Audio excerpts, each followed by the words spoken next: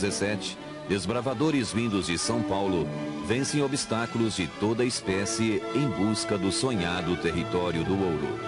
Desde a chegada dos portugueses ao Brasil, em 1500, a descoberta do Eldorado é a grande meta. Dentro da floresta imensa, atrás das altas montanhas, um tesouro incalculável é a promessa que anima a coragem dos bandeirantes. A primeira grande bandeira é a de Fernão Dias.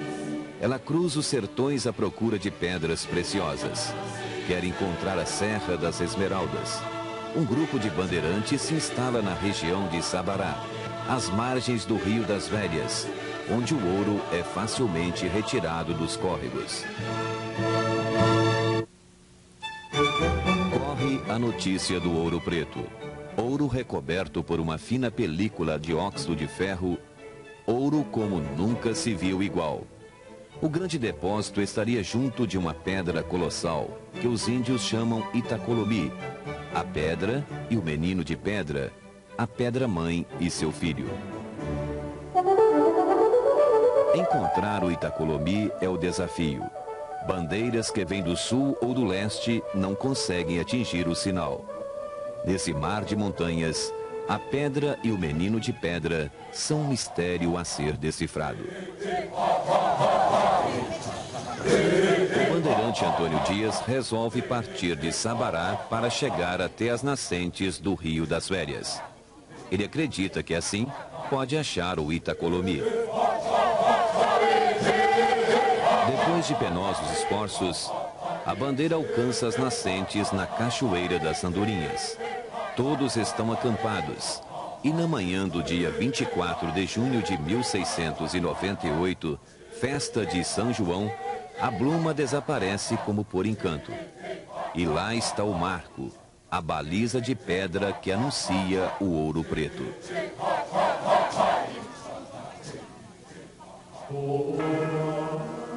O padre João de Faria Fialho, integrante da bandeira, celebra a primeira missa. Sob o sinal da cruz, é aqui que nasce uma cidade que vai ser admirada pelo mundo inteiro. Os bandeirantes rapidamente se deslocam para a região do Itacolomi. Arraiais surgem pelas encostas, agrupando mineradores que trabalham febrilmente. A grande montanha ganha o nome de Fiador das Minas. Acredita-se que seu ouro é inesgotável. As capelas do morro abençoam a opulência. No Taquaral, reverencia-se a Senhora do Pilar. Depois, vem a Capela da Piedade. Mais adiante está a de Santana. A Capela de São João fica bem no alto do Ouro Fino, exatamente onde o padre Faria celebrou a primeira missa. A seguir, a Capela de São Sebastião assinala outro núcleo minerador.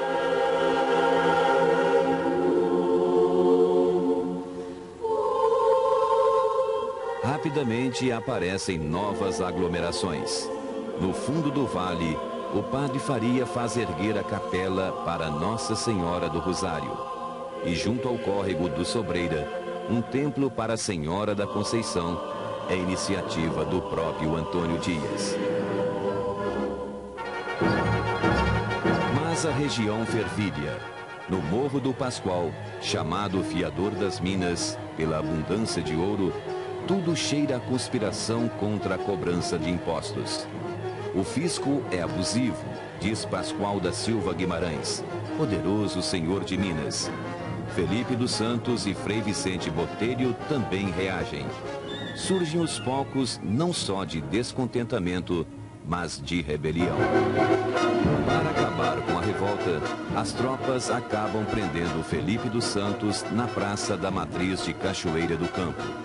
Na praça principal de Vila Rica, ele é arrastado por 4 cavalos, para servir de exemplo a todos que se levantassem contra as ordens do rei. O governo de Portugal se preocupa com tanta efervescência. É preciso organizar a aventura, aplacar a febre e impor a ordem colonial.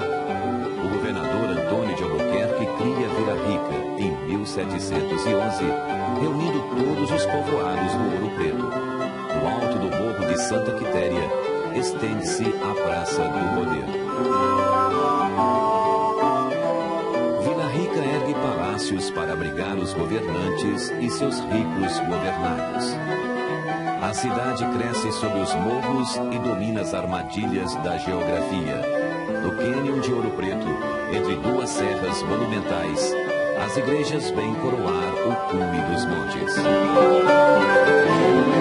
As capelas primitivas cedem lugar a construções que impressionam pela arquitetura exuberante.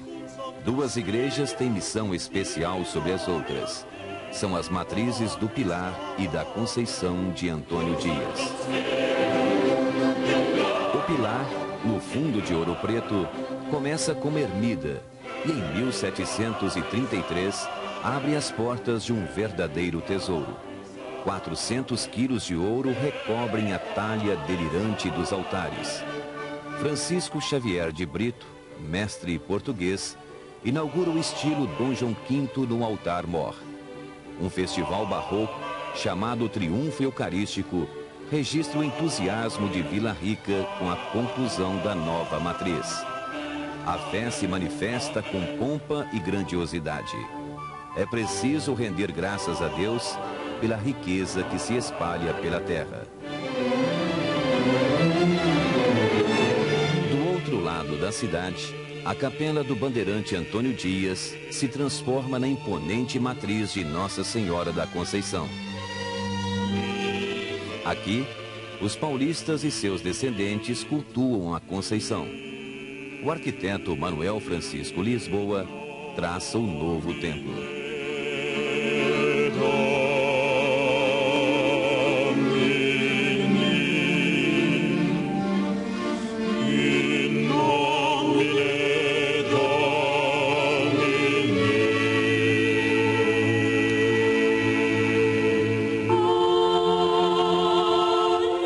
Portugal manda que toda a sociedade se organize em irmandades religiosas. Brancos nascidos no reino, brancos da colônia, pardos, negros escravos e negros livres criam essas associações que devem construir suas igrejas e cemitérios e compartimentar as vertentes sociais. Cada irmandade quer mostrar o seu poder e o seu prestígio. A Irmandade de São Francisco de Assis chama em 1766 um jovem talento para projetar a sua igreja. É Antônio Francisco Lisboa, filho do arquiteto Manuel Francisco, português, e de uma escrava. O gênio de Antônio Francisco vai ser reconhecido nos 4 cantos da Capitania das Minas, tal como está hoje consagrado em todo o mundo. Seu pai é o autor do Carmo, uma igreja elegante e imponente que recebe a nobreza de Vila Rica. O filho vai criar uma obra ainda mais impressionante. A sua obra-prima como arquiteto e escultor. São Francisco de Assis marca o estilo rococó, que se desenvolve na segunda metade do século XVIII. Mais que isso, consagra o estilo aleijadinho, a expressão singular do maior artista brasileiro no período colonial.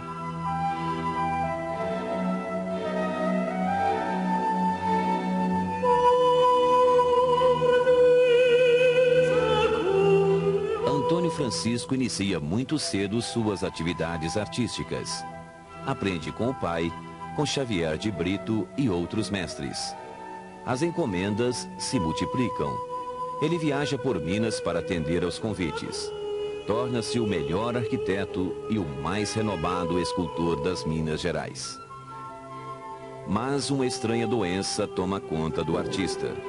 Até hoje estudada por especialistas, a partir de quase nenhuma documentação a respeito, essa doença vai lentamente mutilando as mãos e o corpo de Antônio Francisco.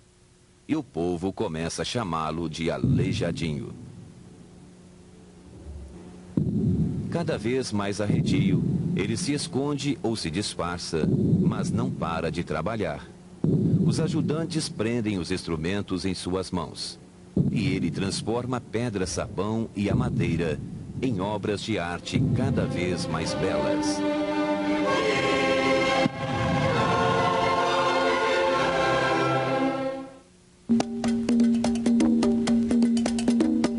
Chico Rei, chefe de uma tribo africana, vem parar em Vila Rica, tornado escravo, assim como sua família.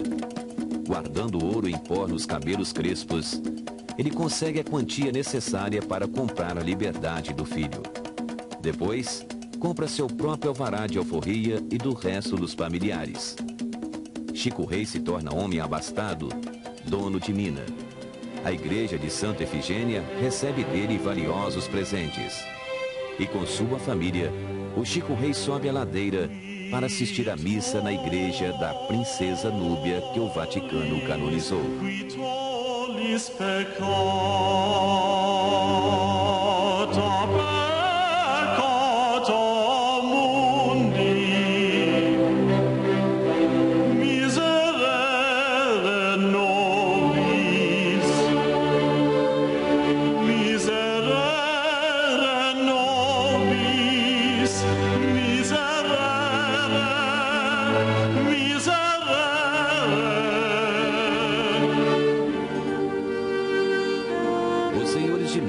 Mandam os filhos estudar na Europa. Na Universidade de Coimbra, em Paris ou Montpellier, eles entram em contato com as ideias novas do fim do século XVIII. A América acaba de proclamar sua independência da Inglaterra. O Brasil pode fazer o mesmo. Minas começa a sonhar com a liberdade. O desembargador Tomás Antônio Gonzaga mora no Largo de São Francisco de Assis. De sua varanda, ele avista a casa da jovem Maria Doroteia Joaquina de Seixas. Ela é uma das moças mais belas da capitania e está prometida em casamento ao desembargador poeta. Tomás Gonzaga a transforma numa linda pastora que passeia por seus poemas de amor. Ele é Dirceu, o pastor enamorado pela bela Marília Bela.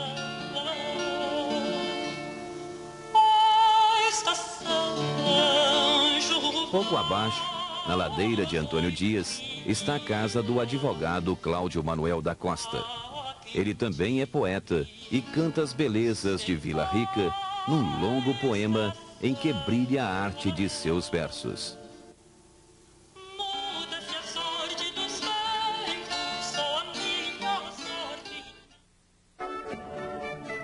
Na rua direita do Pilar, fica a casa do tenente Francisco de Paula Freire de Andrade, comandante da tropa paga. Ele é casado com uma filha de Álvares Maciel, proprietário de uma casa afastado do centro da vila, de onde se tem uma bela vista da cidade. É aqui que se reúnem todos. É aqui que falam de liberdade nas longas noites de Vila Rica. Os poetas Tomás Gonzaga e Cláudio Manuel da Costa conversam com o coronel Inácio José de Alvarenga Peixoto, também poeta, e sua mulher, Bárbara Eliodora. Chegam os padres Rolim e Toledo. E Álvares Maciel Filho conta novidades da Europa. Falam da República Americana do Norte, das obras de Voltaire e Rousseau. Um dia, na casa de Freire de Andrade, desenham a bandeira da futura República do Brasil. Ela tem um triângulo que simboliza a Santíssima Trindade e traz um verso latino de Virgílio. Libertas que será também. Liberdade ainda que tardia. O alferes Joaquim José da Silva Xavier é o mais entusiasmado com o movimento. Ele viaja pela capitania pregando abertamente a conjuração. Vai ao Rio de Janeiro e quer ampliar a revolução. Ele é o Tiradentes, dentista prático, daí o apelido que o povo lhe deu. Tem conhecimento de engenharia e mineração, é um homem preparado, inteligente e inquieto. Inconformado com a situação do país, a conjuração lhe parece a única saída. A denúncia de alguns participantes de conversas interrompe o sonho. À noite, um encapuçado passa na casa de cada inconfidente avisando da traição. Mas era tarde demais. O governador da capitania, Visconde de Barbacena, e o vice-rei Luís de Vasconcelos reprime a inconfidência, ordenando prisões e inquéritos. Em 1789, os conspiradores são presos. Na Casa dos Contos, o governo aprisiona vários conjurados. O poeta Cláudio Manuel da Costa é encontrado morto numa pequena cela. Levados para o Rio de Janeiro, eles só vão conhecer a sentença final em 1792. A pena de morte vira degredo na África.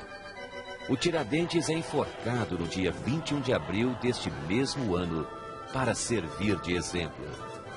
Sua cabeça é exposta em poste de ignomínia na praça principal. Era a semente da independência do Brasil.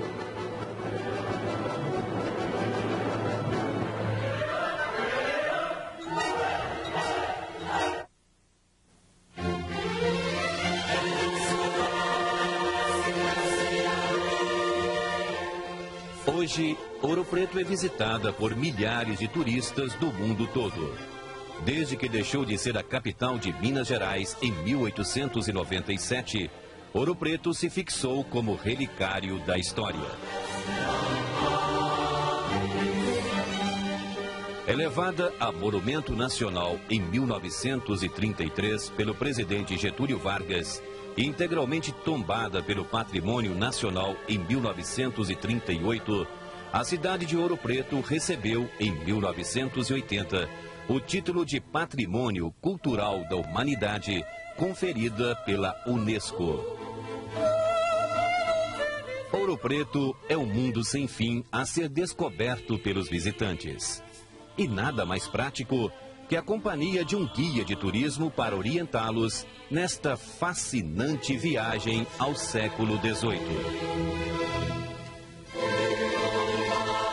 A paisagem do maior conjunto barroco do mundo já nos coloca no passado.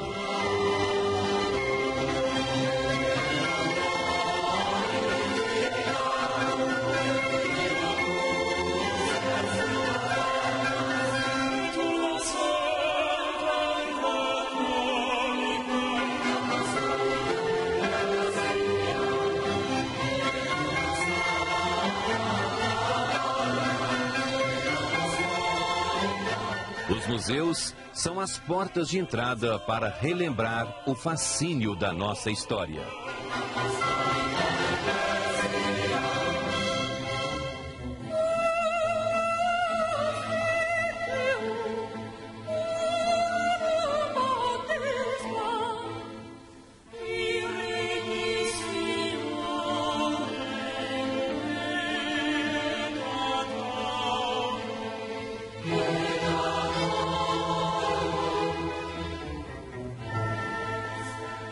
O Museu da Inconfidência, antiga Casa da Câmara e cadeia de Vila Rica, reúne obras do Aleijadinho, como São Jorge, cuja imagem nas procissões de Corpus Christi saía a cavalo, e desenhos que ele fez para as igrejas de São João del Rei. Aqui, o Aleijadinho convive com outra figura maior da história do Brasil. É no Museu da Inconfidência que se reúne os vultos do grande artista e grande herói. Joaquim José da Silva Xavier, o Tiradentes, evoca um dos momentos mais importantes de Ouro Preto, como líder da Inconfidência Mineira de 1789.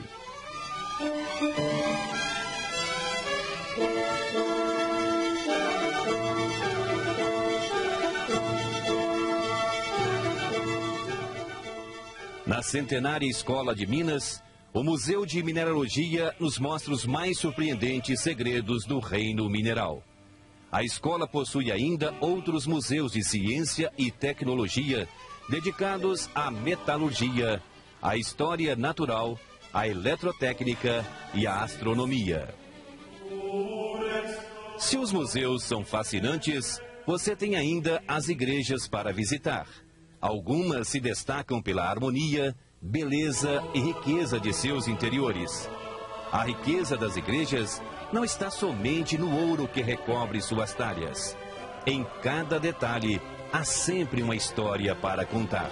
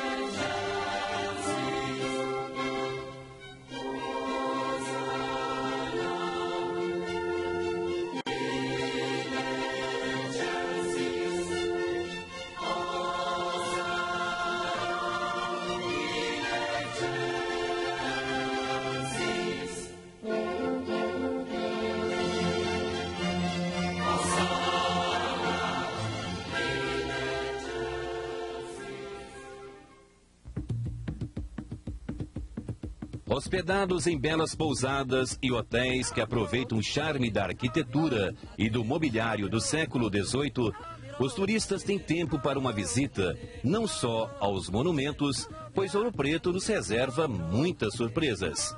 Não importa onde estivermos, há sempre uma cena pitoresca ou algo para apreciar.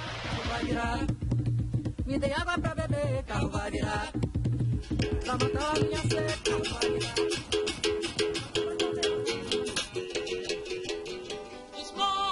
As pedras preciosas são um capítulo à parte do roteiro da velha Vila Rica. As lojas oferecem amostras da riqueza das Minas Gerais.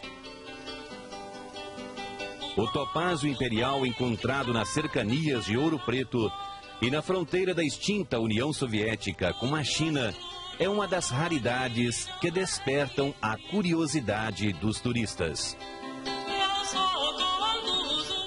Nos restaurantes, uma pausa necessária.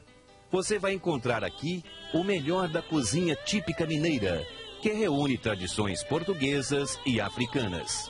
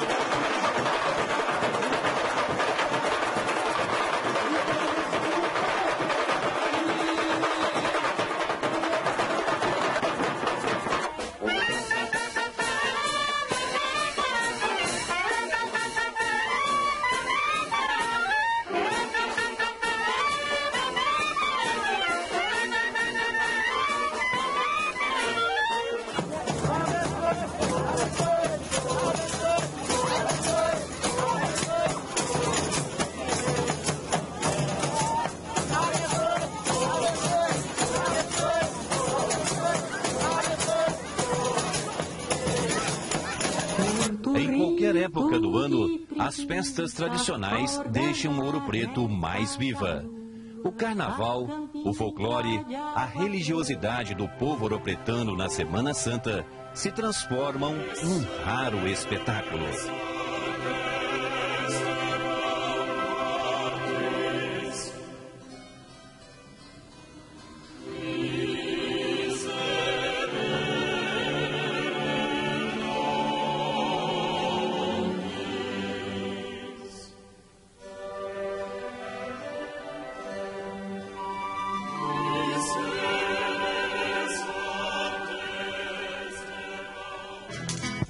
Sou madeira de lei, no meu lugar sou rei, sou a topo e o caroço, montanha pra mim é ladeira, e pra ser pau que nasce torto, sou pau de atiradeira. O jogo bonito é o jogo de Angola. A cultura encontra aqui o espaço ideal para as mais variadas manifestações.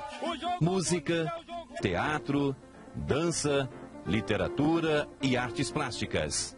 Inúmeros ateliês de artistas plásticos, entre pintores, escultores de pedra-sabão e entalhadores, provam que Ouro Preto é uma fonte eterna de inspiração.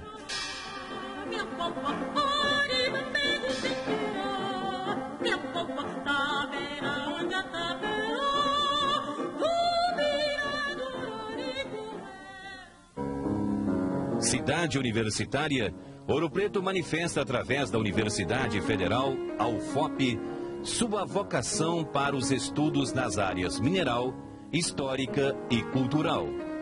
A Escola de Farmácia, fundada em 1839, é o mais antigo estabelecimento do gênero na América Latina.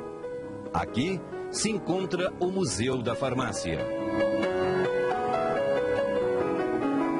A Escola de Minas, criada em 1876 por determinação do imperador Dom Pedro II, vem formando gerações e gerações de engenheiros nas áreas de Minas, metalurgia, geologia e civil.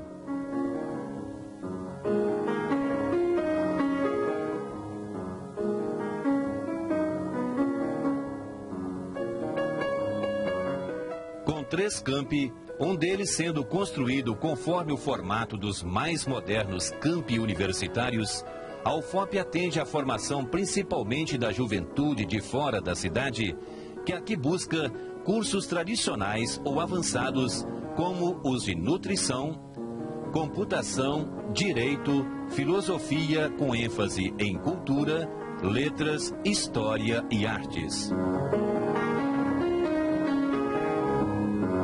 A comunidade universitária é formada por cerca de 3.500 pessoas, sendo que 2.500 são alunos. Os estudantes formam um dos segmentos mais característicos da população de Ouro Preto, com suas repúblicas instaladas em velhos casarões do centro histórico.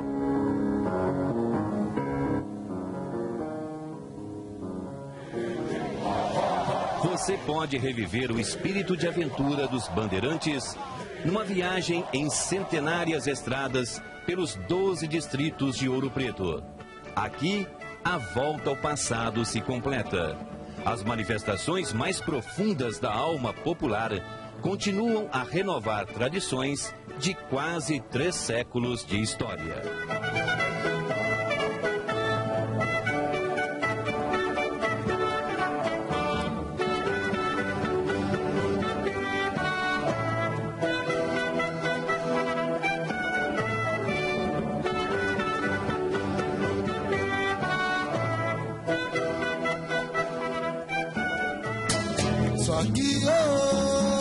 De volta à cidade, a noite mostra seus encantos. Ruas e becos iluminados por lampiões. A música regional nas antigas senzalas transformadas em bares. É também um pouco de massa que não tem medo de fumaça. Se entrega, olha só o rebeliço que ela tem pra dar, olha o jeito das cadeiras que ela pode dar, olha só o rebolado que ela...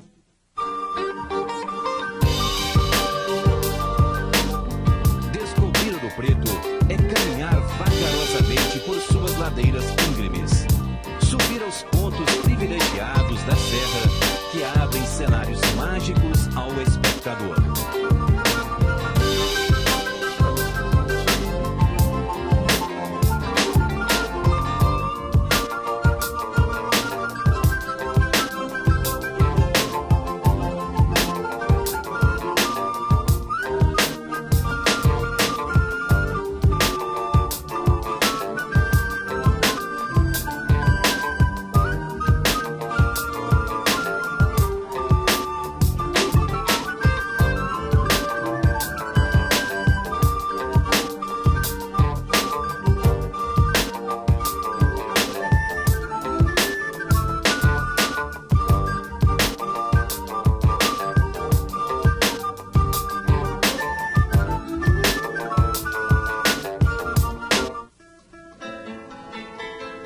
É a certeza de que visitar a cidade é apenas o começo de uma nova história. Uma história de amor entre você e uma obra de arte que pertence a cada ser humano, porque é um patrimônio de toda a humanidade.